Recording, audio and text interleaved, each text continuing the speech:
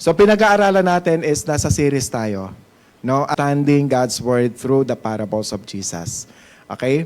And about the kingdom of God, about those people na pinaghaharian ng pangyarihan at ng presensya ng Diyos. So lahat ba tayo na pagharian tayo ng presensya ng Diyos? Lahat tayo. Kasi lahat tayo, who among you na aaminin natin na tayo lahat mahina? Yes. Kung wala ang Panginoon, wala. At salamat na lang dahil natagpuan natin ang Panginoon at tinagpo tayo ng Panginoon. Amen po ba? Andun yung presensya ng ating Panginoon sa bawat isa sa atin. Kaya, pag nandito tayo, i-prepare natin yung sarili natin. Huwag po tayo magpa-distract. Okay? And sinong nakakaalam ng nakakatanda nung ating title nung pinag-aralan natin? Alright? The Savior is here. Receive Him. 33 actually up to 41 yan. Sabi dito, listen to another parable. There was a landowner who planted a vineyard and put a wall around it and dug a wine press in it and built a tower and rented it out to vine growers and went on a journey. And verse 34, kayo naman.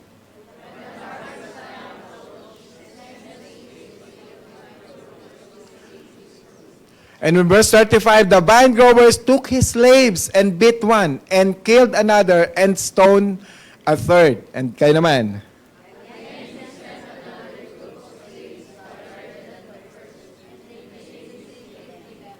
Okay. But afterward, he sent his son to them saying, they will respect his son. All right? Next. Okay.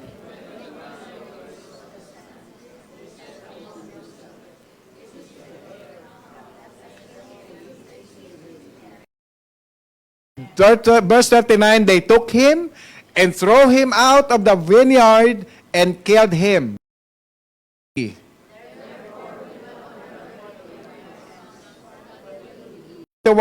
They said to him, he will bring those wretches to a wretched end, out and vineyard to other vine growers who will pay him the proceeds at proper seasons. Okay, manalangin po tayo. Lord Jesus, pinupuri po namin kayo at pinapasalamatan. Dinadakila at sinasamba namin kayo. Ang mga salitang ito ng talinhaga at ang bawat kahulugan nito, Lord, ay makita, mag-manifest sa buhay namin, Panginoon. Nang sa ganon, Panginoon, ang inyong kapangyarihan, ang turo mo po ay maranasan namin. Manifest sa amin, Panginoon. Patawarin niyo po kami, patawarin niyo po ako, kay mga pagkukulang at pagkakasala. At nais po namin, Panginoon, ang tinig nyo lamang ang marinig, hindi ang tinig ng kahit sino man. Lord, ang lahat ng ito, tinataas namin sa pangalan ni Jesus. Amen. Okay. Ano po ang idea nito? No? Lahat po tayo sa mga panahon ngayon, tayo po ay napaka-busy sa mga iba't ibang mga bagay, no? Trabaho, no? Na minsan nami-miss out natin yung pinaka-importante, yung mahalagang tao na kailangan ng kaligtasan, yung mahalagang bagay na relasyon natin sa Panginoon na minsan nami-miss out po natin yan. Napakahalagang matutunan natin. Ano yung mensahe na nating ng Diyos dito sa ating binasa. Okay? Ngayon, bilang title, The Savior is Here, Receive Him. Ng Israel at that time, sila po ay naghihintay ng hari. Bakit sila naghihintay ng hari na magtatanggol sa kanila? Na-elites at that time, na bumalik sila sa dati nilang magandang buhay. Kailan yung panahon na magandang buhay nila? Panahon nila King David, panahon nila King Solomon. Ang ganda. Ang ganda ang yaman nila. Tagumpay sila, bawat laban, naggera na kanila pinagdadaanan, panalo sila.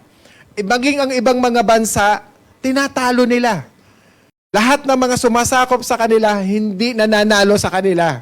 At maging yung mga hari sa iba't ibang bansa, sa kanila lumalapit. Sa kanila humihingi ng tulong.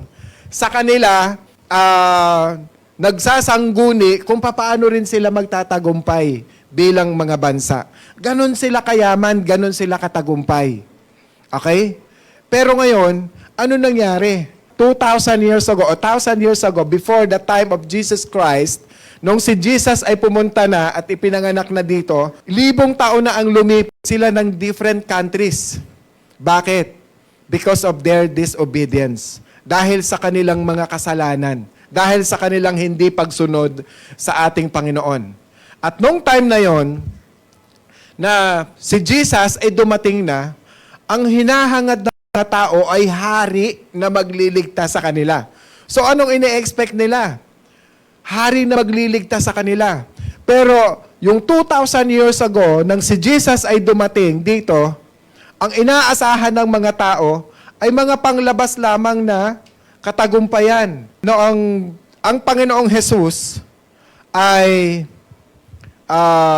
dumating, ang ine-expect nila, may magtatanggap sa kanila na hari. Ang ine-expect nila, yung yaman nila babalik, makakarating sila doon sa panahon na Haring David, na Haring Solomon, ang itsura ng darating na may espada, may alam niyo yon? So, palagi po nating tandaan nito na ang Panginoon, ang iniisip ng mga Israelites, may magtatanggol na sa kanila. Panglabas na problema ang kanilang naiisip. Okay? Now, dahil gusto nilang bumalik doon sa kanilang former glory, kung saan sila ay napakatagumpay, ngayon, eto ang Savior dumating. Ang tanong, tinanggap ba natin talaga ng totoo ang Savior or hindi? Hinalikan po natin doon sa Matthew 21 verse 33, merong isang unang sentence dyan. Sa simula pa lang, may sinasabi na yung author dyan. Pinang author, na meron pang unang talinhaga. Anong talinhaga? Na yung parable na yon na merong isang tatay na may dalawang anak. Matthew 21:28, inutusan ng tatay yung kanyang anak, sabi niya, pumunta ka sa bukid, magtrabaho ka doon sa ubasan. Ang sabi ng anak, sige, pupunta ako. Hindi naman siya pumunta. But, nung ma-realize nung anak na lalaki na mali yata yung nagawa ko, so nagsisi siya. At anong ginawa niya? Pumunta pa rin siya. Tapos, yung isang anak, inutusan niya. Sabi niya, pumunta ka sa bukid, sa ubasan, magtrabaho ka. Anong sabi ng anak? Sige, pupunta ako. Pero pumunta ba yung anak? So, hindi siya nagpunta. Now, sa Matthew 21:31, sabi niya, nagtanong ngayon si Jesus. Kanino siya nagtanong? Sa mga priest, high priest, at sa mga leaders. Sabi niya, which of the two did the will of his father? And they said, yung una ang sumunod sa kakalooban ng tatay. Now, bakit ikinuwento niya ito? Yan. Anong reason bakit kinuwento niya? Dahil ito si Jesus Christ, nung pumasok ito sa Jerusalem at that time, no? Anong na mga high priest, no? At mga leaders, etong ating Panginoong Jesus, ang tanong sa kanya, nung pumasok sa doon para mag-preach, sabi niya, by what authority? Anong karapatan mo? Saan galing ang lahat ng ito? Ano yung ginagawa ni Jesus? Nagpipreach. Okay? Ano bang nangyari? Tinanong ng ganon sa kanya. Okay? Nung huling linggo ng ating Panginoong Jesus dito sa lupa, bago siya ipako sa krus, bago sa hulihin, pahirapan, patayin at ipako sa krus, tinupad ng Panginoon yung nakasulat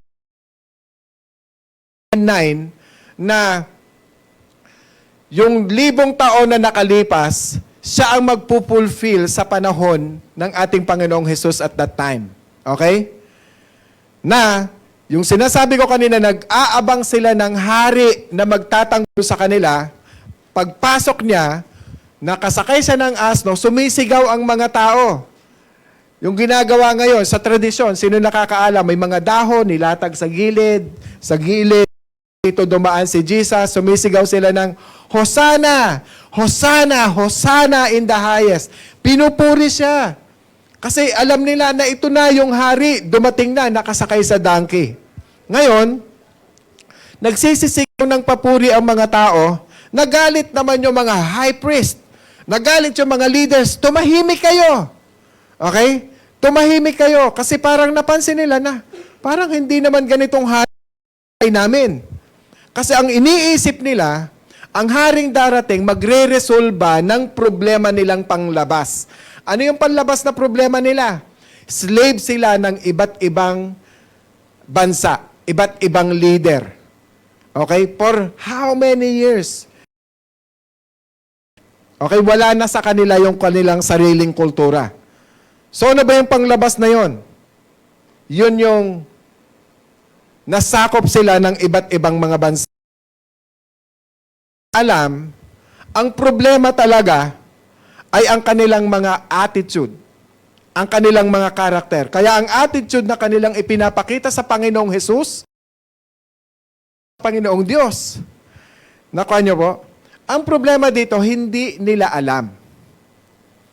Di ba minsan may mga tao na ito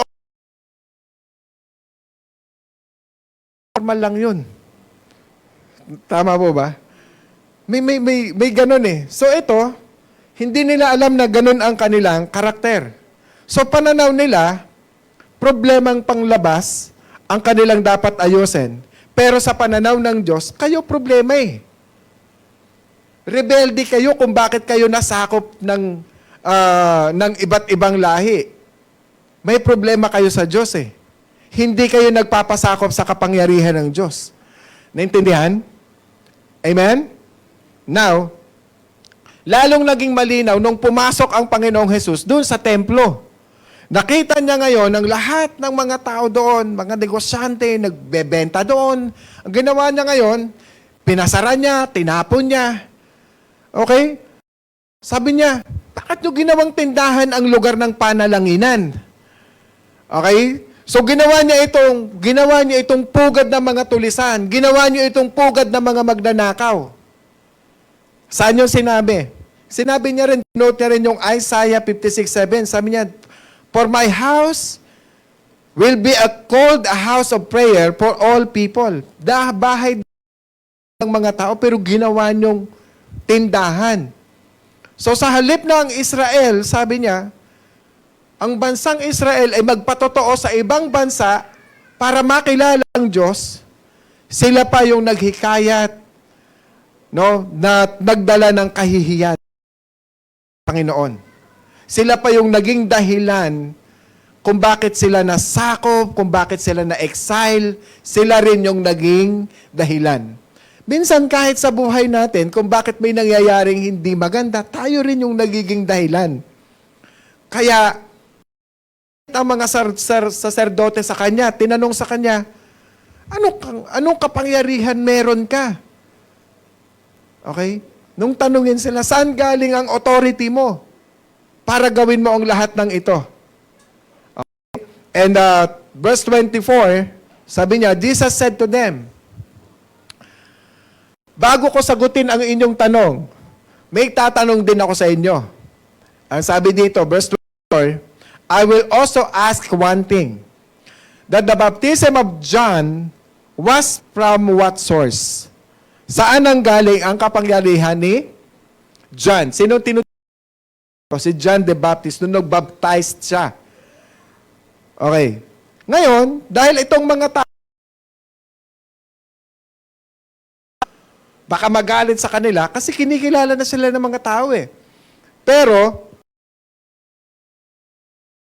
baka sumagot sila ng hindi tama at magalit yung mga tao sa kanila, pero wala silang takot sa Diyos. Kaya sabi nila, hindi namin alam. Okay? Kaya dito nagsimula yung kwento na ating talaga pinakapaksa natin, that the parable of the landowner. Tatlong bagay, yung atin pong pinag-usapan at last week, no, re-reviewin lang po natin yung unang dalawa na tinapos natin last week. The Savior is here, receive Him. So we have to recognize God's patience, rely on God's Son, and reap on God's reward. Okay, number 1, recognize God's patience. Sa iba, review na lang po ito. Kailangan ko gawin para at least masundan ninyo. Okay? Sabi sa verse 33, ng Matthew 21, sabi niya, may isang taong may-ari ng bukid. pinatinaman niya ito ng ubas, pinalagyan niya ito ng mga bakod, no, pinagawa ito ng mga processing, yung mga gawaan o pisaan. Okay? At niya, pinatayuan niya rin ito ng tore na kumbaga parang nandoon yung guard, andun titingin. So, pinrovide niya lahat. At pagkatapos niyang maiprovide lahat, ang ginawa niya, vine growers. At pagkatapos, nung maiprovide niya lahat, na inuupahan na, umalis na siya at pumunta na siya ng ibang bansa, ibang version. So, pinapakita sa kwentong malinaw na itong landowner na to ay ito yung Diyos. Ito yung ating Panginoon. Naghanda ng lahat ng kailangan bago niya ipagkatiwala niyang lupa na mangangalaga sa kanyang taniman. Ito ang common sa kanila. Maliwanag din ito sa mga priest at sa mga bago palikhain ng Diyos ang lahat ng tao, ibinigay niya lahat ng kanyang mga pangangailangan. At tama po. Amen po ba? So ahead of time, natin na tayo dito sa mundo, bago pa tayo ipinanganak, binigay na ng Diyos lahat ng bagay na kailangan. Pagkain, everything. Amen po ba?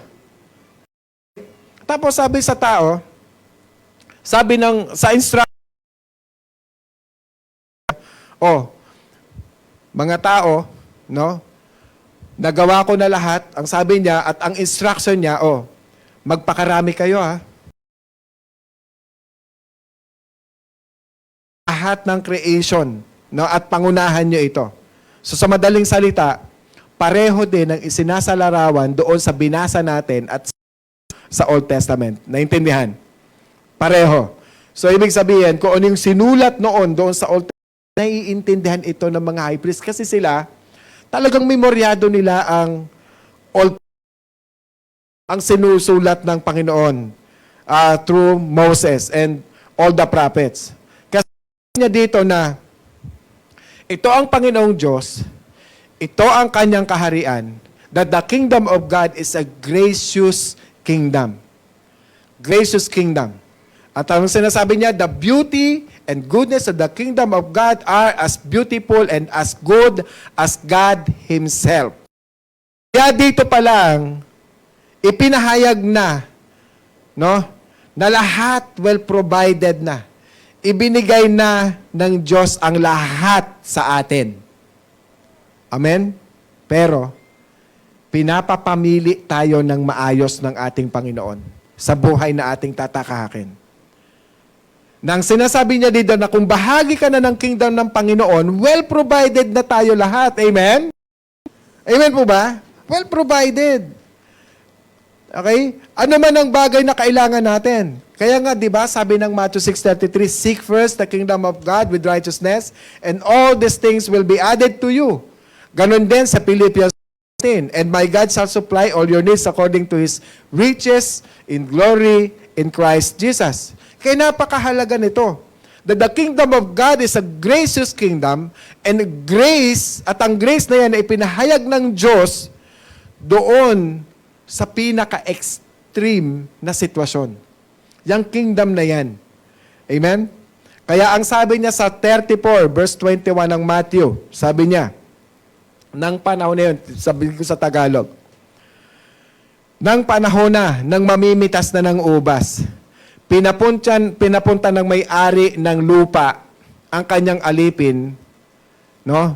Doon sa magsasaka na umuupa sa ubasan niya. At para kunin yung kanyang bahagi, yung kanyang porsyento. Natural, sa may-ari ng lupa, kukunin yung percentage. Maliit lang naman yung percentage eh. Kumbaga parang sa kinita natin, ba? 10% lang yung kanya. Sa kanila yung 90%. Lahat ba tayo pinagkatiwalaan ng Diyos ng lahat ng bagay na meron tayo? Naniniwala lahat ng bagay na meron ka. Whether tangible yan, whether na heart mo, even the physical body na meron tayo, lahat yan, pinagkatiwala lang ng Diyos sa atin. Dahil pinagkatiwala ng Diyos yan sa atin, God wants to expect tama? Na ibabalik natin sa Diyos. Amen po ba? Okay, so verse 35, sabi niya dito, yung alipin para kumuha ng porsyento para sa may-ari, binugbog, pinatay, binato. Okay? Ikaw na may-ari ng lupa, tabol sa'yo. Hindi mo kami alipin. Huwag mo kami. Parang yun ang sinasabi. Hindi namin ibibigay sa iyo ang karangalan. Tinatanggihan namin ang kaharian mo. Kaya ginulpi namin sila. Kaya pinatay namin sila at pinagbabato dahil nire-reject namin ang authority mo. Naintindihan? Yun yung ginawa nila. So alam nyo, itong may-ari ng lupa na to, pwede naman nilang patayin to eh. Kasi bakit? Siya yung may-ari ng lupa. Mayaman siya. May kapangyarihan siya. Pero nung ginawa, nung may-ari ng lupa, sa verse 36, nagpadala ulit ng marami pang alipin. Nagpadala pa ulit siya na mas marami pa. Pero yung ginawa nila, ganun pa rin. Ginulpi, binugbog, pinatay, binato. Okay? Same din ang kanilang ginawa. Alam na nila to. Each one of us, may struggle din tayo katulad nila. Tama po ba? May struggle din tayo dahil bilong tayo sa kingdom ni God. Ang Diyos na pasensyoso yung naghahari sa atin, naaapektuhan din po ating pagkatao. Ang haba ng pasensya ng Panginoon. Amen? Ang haba-haba ng pasensya niya. Kaya nagkakaroon tayo ng struggle.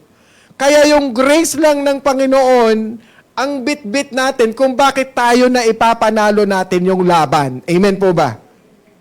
Ang power lang ng Holy Spirit, ang meron tayo kung bakit tayo nananalo. Pero kadalasan, talo tayo sa laban. Kasi bakit? Hindi natin bit-bit, hindi natin ipinapaubaya sa ating Panginoong ng laban. Kaya ang dapat, yung lahat ng patience ng Diyos na yan, we have to recognize God's patience. Yan ang ibig sabihin ng pagtanggap sa ating Savior na dumating dito sa lupa. Siya ay tanggapin natin. We have to recognize His patience. Pakakaingat po tayo na hindi porke tinanggap na natin yung patience ng Lord na yan sa atin, nagmanifest yan, pinalaya tayo, magiging relax na lang tayo. Hindi lang po tayo tagapakinig. Tayo po ay may gagawin. Sabihin nyo nga po sa katabi nyo, tayo'y may gagawin. Magre-relax lang. Amen po ba? Anong sabi dito? Magbagong buhay kayo ayon sa kaluwalhatian ng Diyos. Amen? Now, kaya ang sabi dito, yung nagiging reason kung bakit nagiging talunan ang bawat isa sa atin, sabi niya, matigas kasi ulo nyo. Ayaw niyong magsisi. Ayaw niyong tumalikod sa inyong mga kasalanan. Pinabibigat mo ang parusa ng Diyos sa iyo sa araw na ipahayag niya ang kanyang puot na at makatarungang paghatol. Sapagkat ibibigay ng dapat ayon sa kanyang mga gawa. Amen? Nasusundan niyo po ba? I cannot judge you. Maging ako rin po ito. Amen po ba? So kaya mga kapatid, better we recognize the patience of God. Kaya magpasalamat po tayo na kahit ilang taon pa ang lumipas, hindi po tayo hinuhusgahan ng ating Panginoon because God wants us to come into repentance. Amen? Ang gusto ng Diyos, lumapit po tayo sa Kanya at humingi tayo ng tawad. Huwag po nating hintayin na mahuli ang panahon. Amen po ba? Pangalawa, rely on God's Son. Rely on God's Son. Sa Matthew 21:40, tinanong uli sila ng Panginoon, ano kaya sa palagay ninyo ang gagawin ng may-ari sa kanyang pagbabalik. Okay? Ano kaya ang gagawin ng Panginoon sa kanyang pagbabalik? Ang tanong ni Jesus. At sinagot sila ng mga eskriba at ng mga pareseyo, verse 41. Sumagot ang mga tao, tiyak, papatayin niya ang masamang taong iyon. Okay? At pauupahan niya ang kanyang ubasan sa ibang magsasakang magbibigay sa kanya ng parte, kaya parte niya at sa bawat panahon ng pamimitas. Sa Lucas, yan po ay nakasulat din. Parehong-pareho ng pagkakasulat. Pero doon ko na lang babasa verse 16. Lucas 20 verse 16. Sabi niya dito, tiyak, pupuntahan niya ang mga magsasaka at papatayin. Pagkatapos, pauupahan niya sa iba ang kanyang ubasan. Pero may kadugtong na hindi nakalagay doon sa Matthew. Anong sabi dito? Ang sabi niya dito, when they heard it, they said, may it never be. Huwag sanang mangyari. Okay? Huwag sanang mangyari. Bakit sila napasabi ng ganon?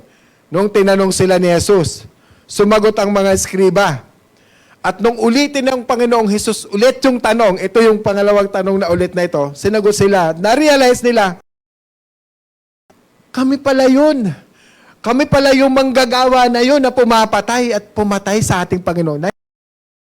Pwedeng pumatay. Kaya sabi nila, huwag sanang ipahintulot ng Diyos na mangyari ito. Okay? Kaya 21 verse 42 sabi niya, Jesus said, did you never read in these scriptures? Hindi nyo ba yan nabasa sa project ng mga builders na parang nagtayo ng building ay naging chief cornerstones. Ito. Ito'y isang bagay na galing sa Diyos. Sabi niya, ito ay bagay na kamangha-mangha sa mata ng Diyos. Siya yun. Now, anong ibig sabihin ng Panginoon dito? Na para maunawaan natin, ayon sa hula doon sa Old Testament, si Jesus Christ pumunta dito sa lupa to fulfill yung nakasulat 1,000 years ago. Now, itong mga gumawa ng bato na to, ng building na to, meron silang bato na nakita, na sabi niya, tapos sabi nila, hindi pwede itong bato na to. Hindi yan pwede dito. So, hindi nila ginawa. Nung dumating yung contractor, ang sabi ng contractor, ang ganda ng mga bato na to ah. Ito yung ilagay natin. Ito yung gawin nating pundasyon. So, ginawa siyang chief cornerstone dahil kamangha-mangha itong bato na to sa mata ng Panginoon. Sino tong bato na to? Again, He is Jesus Christ.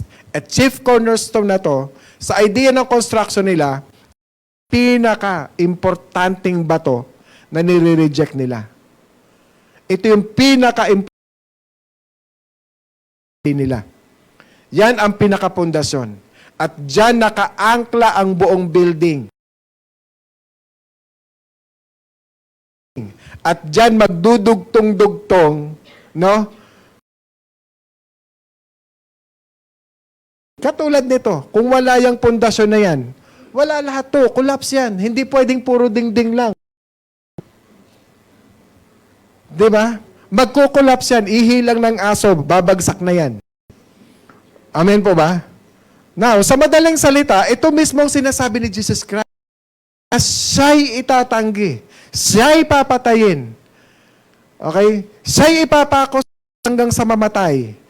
At, ito na yon. Siya na mismo ang siya na mismo ang magtataguyod. Katulad ng sinasabi, na kapag na-destroy ninyo, sinasabi doon sa Bible, kapag nawasak ang templo na yan, kaya kong itayo ulit. Itong mga tao na to, literal, iniisip, tao namin yan ginawa, tapos 3 araw mo lang itatayo. Amen? Na ibig sabihin, kapag katapos niyang mamatay, after 3 days, siya buhay muli. Amen? Our cornerstone. Amen? Our Savior. Okay? Na sinasabi dito sa Matthew 24-25, nasabi niya dito, therefore, anyone who hears these words of mine and acts on them, of maybe compared to a wise man who built his house on the rock. And verse 15 sabi niya, and the rain fell, And the floods came, and the winds blew, and slammed against that house, and yet it did not fall. For it had been founded in what? The rock. Tanong. Itong chief cornerstone na to, diyan nakasandal ang buhay natin. Amen? Is Jesus foundation cornerstone of your life? Amen? Si Jesus ba ang pundasyon ng buhay mo? Si Jesus ba yung pundasyon ng pamilya mo, ng anak mo, ng trabaho mo, ng ministry mo, ng lahat ng bagay sa buhay mo? Sa mga anak natin. If Jesus is the foundation, the cornerstone of our life, re-respetohin natin ang mga magulang natin. Sa mga nagtatrabaho, if Jesus is the foundation, the cornerstone of our life, magtatrabaho tayo kahit hindi nakatingin ang boss natin ng tapat. Amen? Amen po. Magkukonect tayo sa bawat isa. Mag-uusap tayo kung tungkol sa mga sitwasyon na pinagdadaanan natin. Hindi natin tutulugan, hindi natin iiwasan. Amen? Amen po ba? Yan ang ginawa ng Diyos. Kasi si God ang pinakaangkla.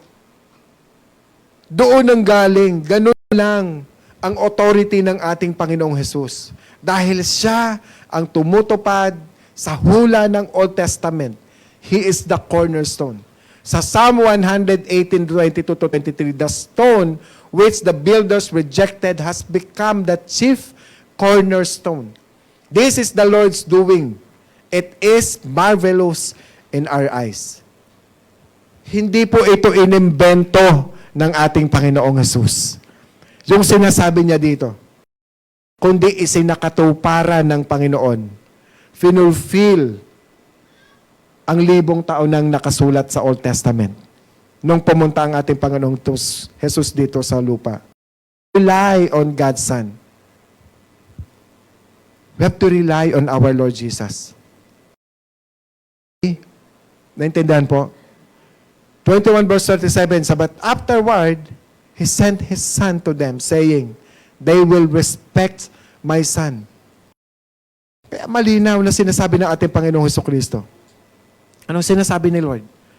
John 5:22-23, sabi niya, sa katunayan, ito yon kung bakit kailangan natin mag-submit. Tingnan niyo po. For not even the Father judged anyone. Hindi na po ang Ama ang mag-judge. Kanino na isinaging judge? Kanino? But He has given all judgment to the Son, the Lord Jesus Christ. Clear? Naintindihan? And verse 23, so that all will honor the Son even as they honor the Father. He who does not honor the Son does not honor the Father who sent Him. Klaro po? Ang pagiging judge, ang ating Panginoong Jesus na ang gagawa. Amen. Amen. Kaya we have to respect Him, honor Him. Kaya sa Kanya. Yun ang idea ng Panginoon. Na kung bahagi tayo ng kaharian ng Panginoon, we have to honor the Son. Amen. Kaya kapag nakarelay ka sa ating Panginoon, kahit ulanin ka, kahit bagyuhin ka, kahit na alunin ka pa, kahit na gaano kalakas na sitwasyon, challenges in our life, titindig tayo because our Lord Jesus Christ is our cornerstone. Amen? Siya ang ating katatagan. And lastly, reap God's reward. Kung sinasabi natin kanina, si Jesus ang judge, tandaan natin that the kingdom of God is the kingdom of justice. Amen? Kaya ang last days, no? Sa last days, sa kapahayagan, ang mga mamamatay tao, yung mga immoral, no? Yung mga mangkukulam, ay hindi po makakapasok yan sa kaharian ng Diyos. Amen? Okay. Kasi nga, it's a kingdom of righteousness and justice. Wala na doong manloloko. Kasi kingdom na ni Lord yun. At lahat ng Amen? Kaya ito yung harvest time. Kaya ito yung reaping time. Matthew 21:43, therefore, I say to you, the kingdom of God, na sinasabi yung paghahari ng Diyos, will be taken away from you and given to a people producing fruit of it. Amen? Are we excited? Okay? Ang karya ng Diyos, yan yung kukunin sa iba para ibigay sa iyo. Para sa mga taong sumusunod sa kanyang kalooban. Amen? So, anong ibig sabihin na nagpo-produce ng bunga? At noong naririnig ito ng mga chief priest. Okay, verse 45, ayun. Sabi niya dito, chief priest and the Pharisees heard these parables. They understood. No, naintindihan nung mga chief priest na sabi ni Jesus ay tungkol sa kanila. Sila pala yung tinutukoy. So, ipinaunawa niya.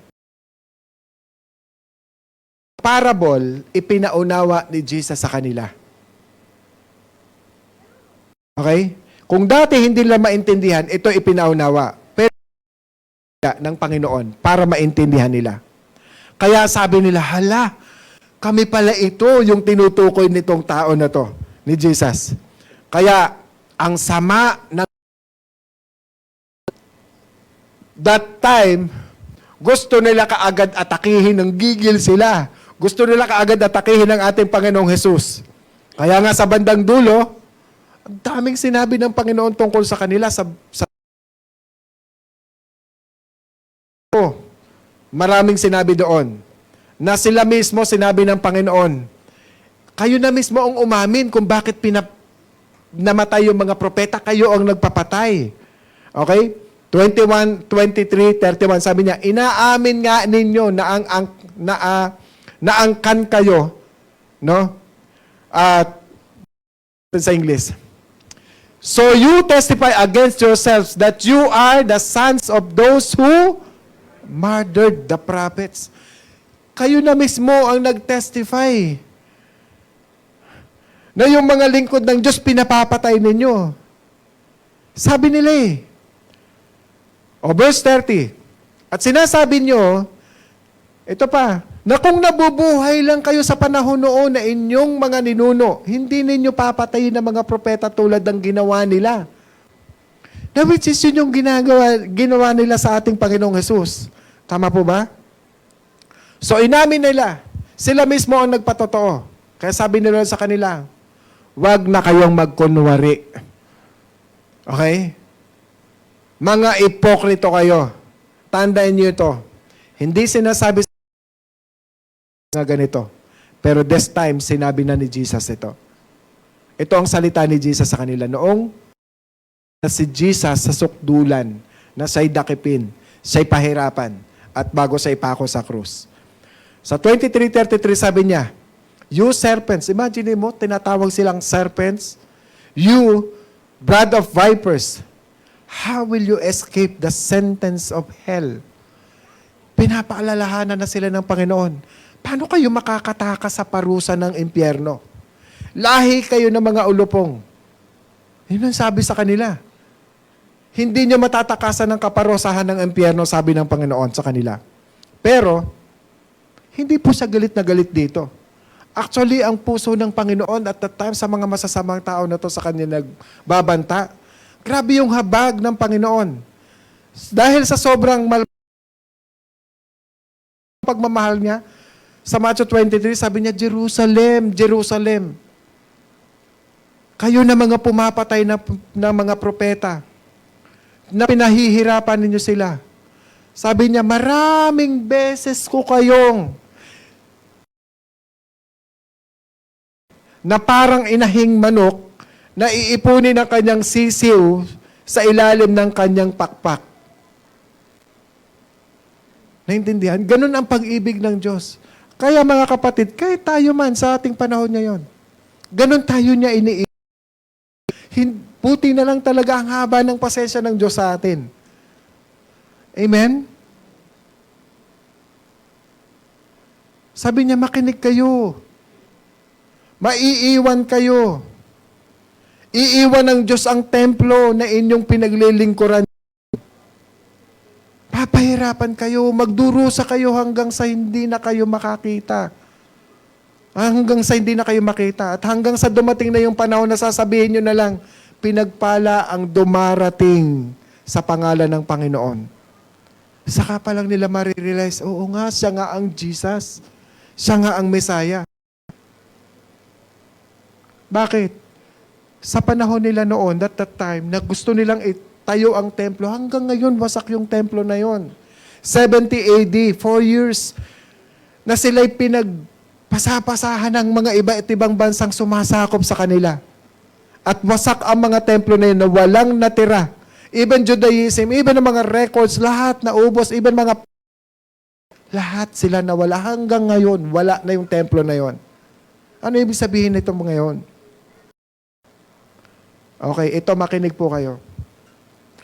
Ipinasa na ng Diyos. Okay? Anong ibig sabihin niya? Sino ang Naalala nyo? Yung unang talinhaga? Yung dalawang yung dalawang anak? Ang sinasabi doon sa magtatrabaho, ipinasa na ng Panginoon yung pagtatrabaho sa iba. Sino ba nagpapalaganap ng salita ng Diyos ngayon? Di ba mga Gentiles? Karamihan mga Gentiles. Amen? Palakpakan natin ang ating Panginoon, tayo yun. Yung nagsasalita ng katotohanan. Matthew 21:31, sabi niya, they said to them, truly I say to you that the tax collectors and prostitutes will get the kingdom of God before you. Sino daw? Sino ba tong mga tax collectors? Sinners. Sino mga prostitutes na yan? Sila yung mga sinners. Tulad dyan sa baba, oh. Bago.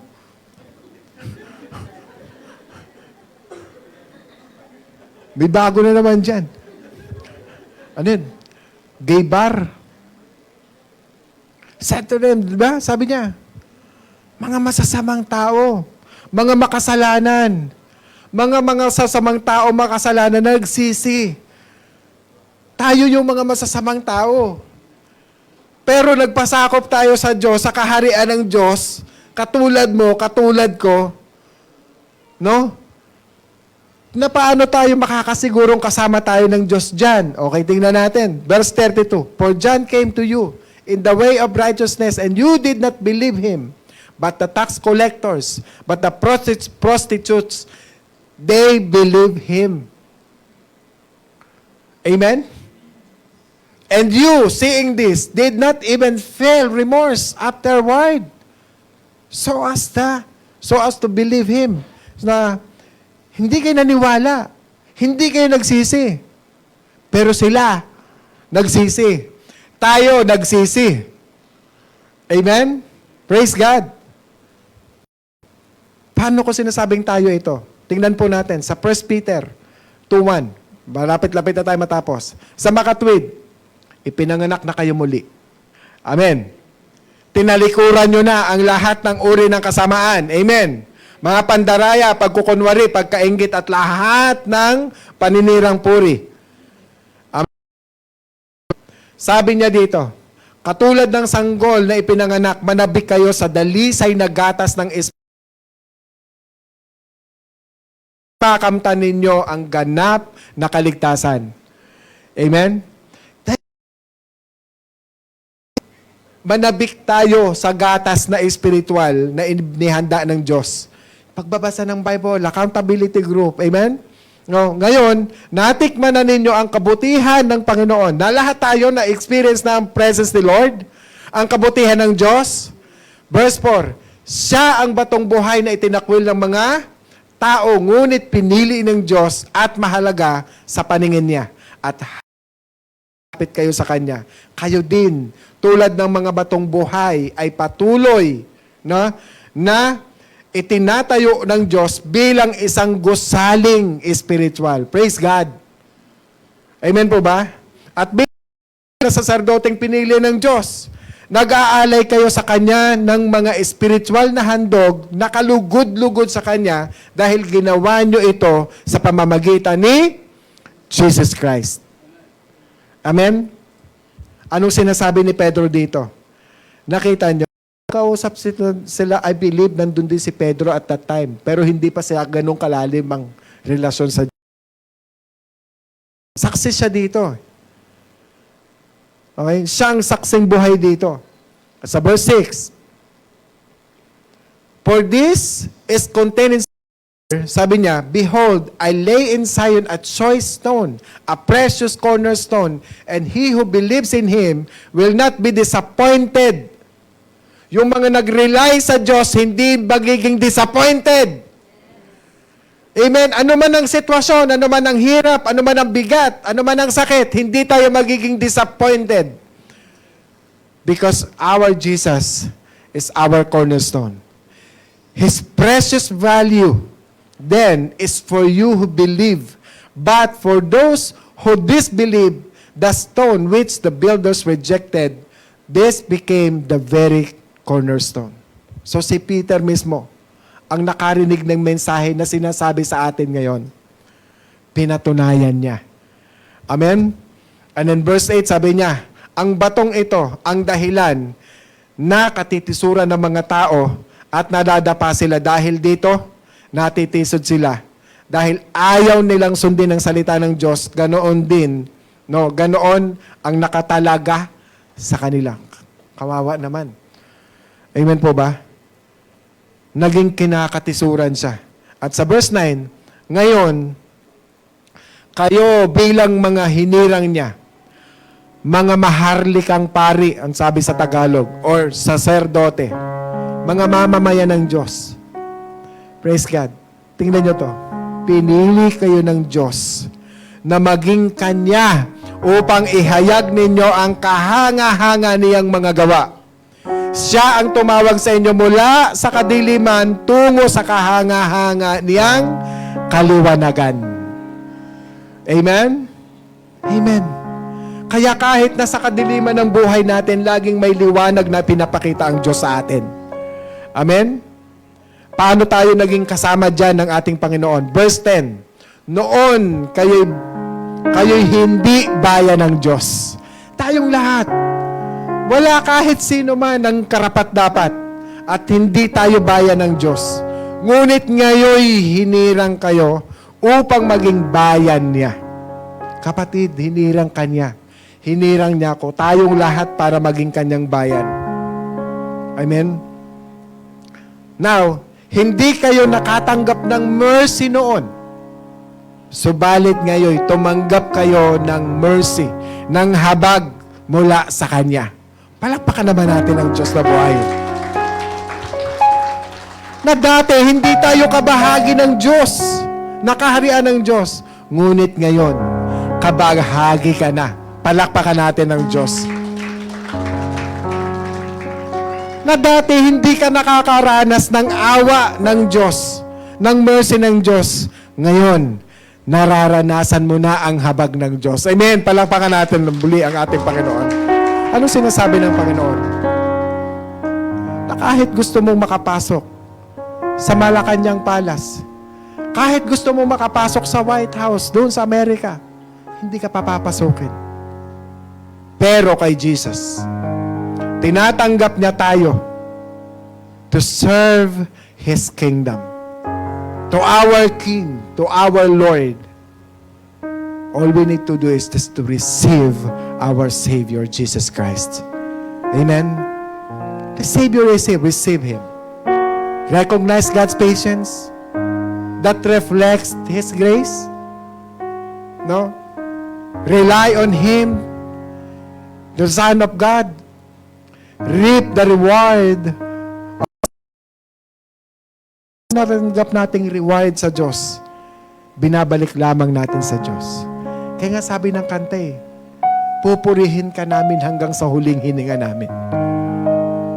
Maglilingkod tayo. And this is amazing. That one day, we will meet Him in eternity. Hindi Hindi mo na kailangan ang kanilang inheritance, kundi binigay na sa atin. Amen. Ipinamana na sa atin. That if you are faithful with this, you will serve Him. We will serve Him in cities. And I believe there's also accountability group there in heaven. Nakuha natin? Minsan kasi ginagawa nating madali ang buhay. Minamadali natin kasi minsan. Ginagawa natin minsan shortcut. Pero tayo, dahil tayo ay bahagi ng kaharian ng Diyos, yung patience ng Diyos na nandoon nararamdaman natin ang presensya ng ating Panginoon. Amen? Amen? Na kung nagsastruggle man po tayo, nararamdaman natin yung presensya ng Diyos doon sa struggles natin. That's why may naglalaban na puwersa sa ating kalooban. Hindi tama yan. Ito yung tama dyan. Flee, run, stop, don't do that. Amen? Nagre-remind sa atin na kung sa sarili lang natin, wala tayong magagawa. But when we rely our life to our Lord Jesus Christ, we will experience Him. We will experience Him. And we will harvest. At gamitin natin ang harvest na to para paglingkuran ng buong puso ang ating Panginoon. Amen? Amen? Mga kapatid, tayo lahat. At tayo po manalangin.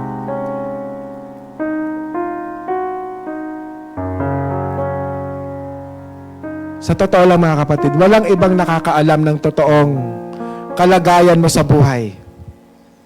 Kung talagang totoong tinanggap natin ang ating Panginoong Hesus sa buhay mo, ikaw lang ang nakakaalam. Na kung nare-recognize mo na ba yung grace ng Panginoon, yung kanyang napakahabang pasensya sa atin, ikaw lang yung nakakaalam. Kung nare-recognize mo na yon. Kung talagang sinasabi natin na, Panginoon, sa iyo lamang ako umaasa. Panginoon, sa iyo lamang ako nagtitiwala. Mahirap ang sitwasyon ko ngayon. Nararanasan ko ngayon ang bigat ng buhay. Pero ikaw lang talaga ang angkla ng aking buhay. Ikaw lamang, Panginoon, ang cornerstone ng buhay ko. Kaya ako ay mababago dahil sa iyo nakasalalay ang aking buhay. Kaya ako'y magtatagumpay dahil sa iyo nakasalalay ang aking buhay. Dahil biniyayaan mo ako.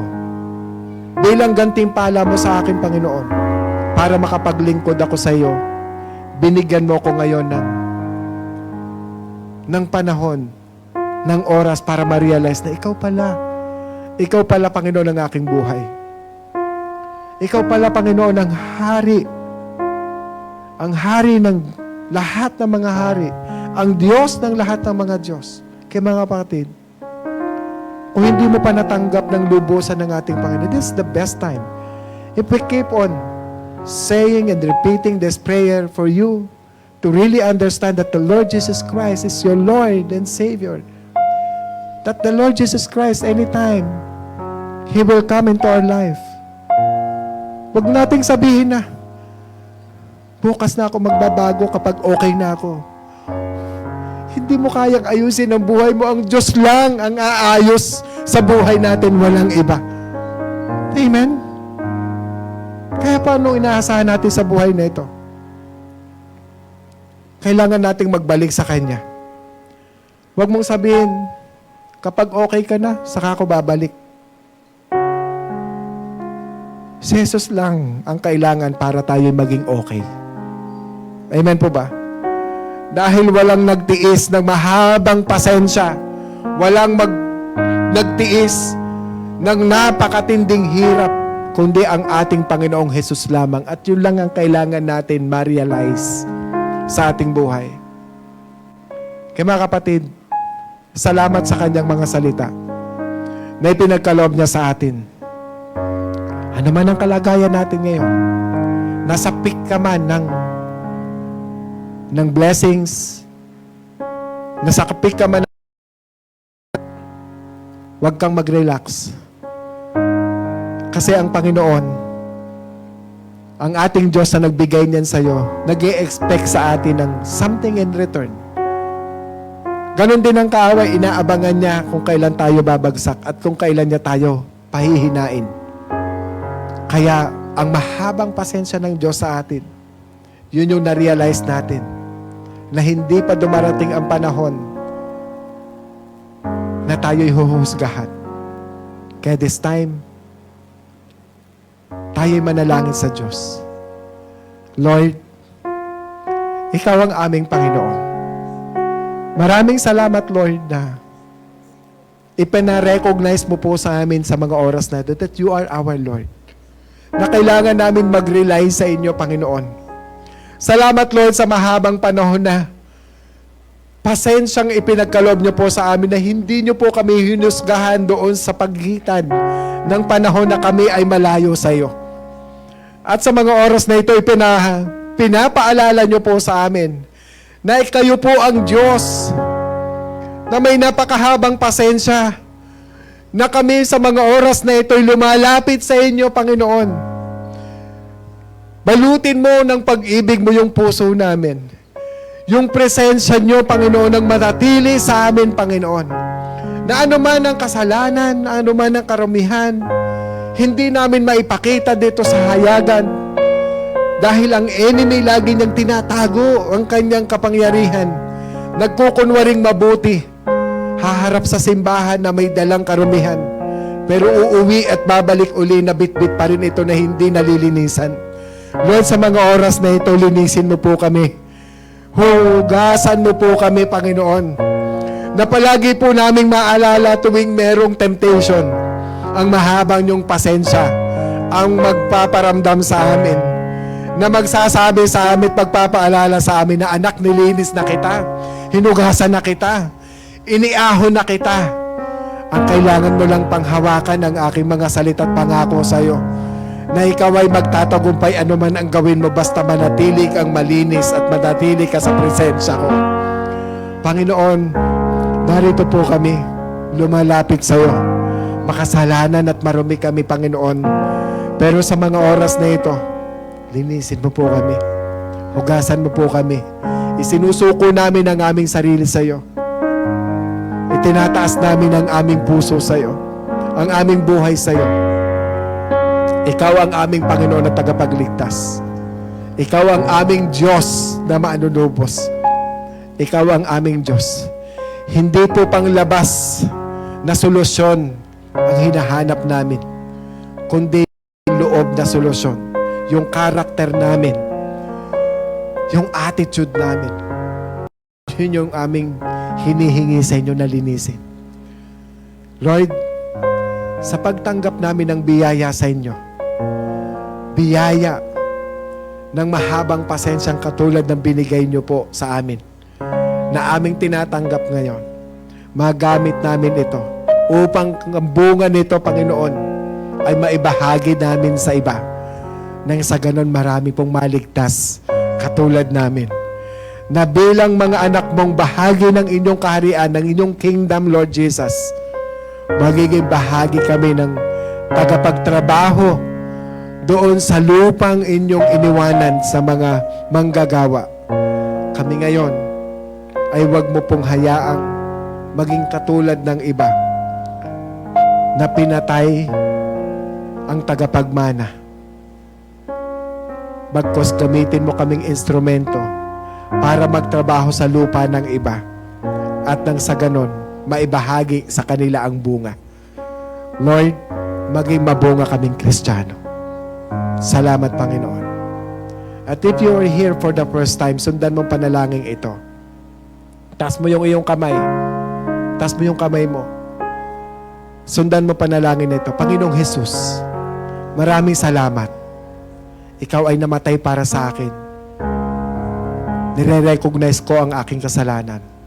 Marami akong pagkakamali. Patawarin niyo po ako. At sa mga oras na ito, tinatanggap kita bilang Panginoon at tagapagligtas.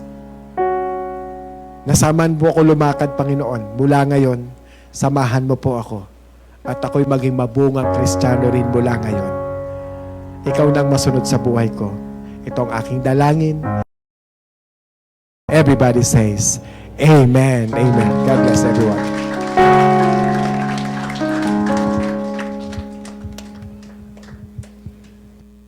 You're invited.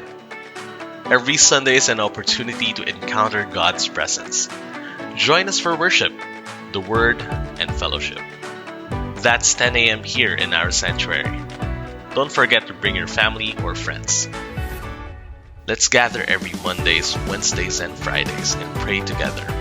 You can join via Zoom every 5 a.m. You can reach out to Brother Nemar or Sister Bing for your prayer requests.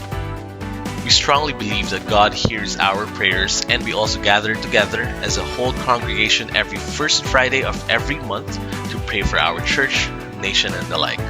That's 8 to 9 p.m. here in our sanctuary. Want to be part of a circle who will pray for you as you do life together? Be part of an accountability group today.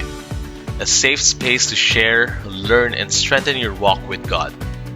Feel free to reach out to Kuya Jong and Gladys if you are interested.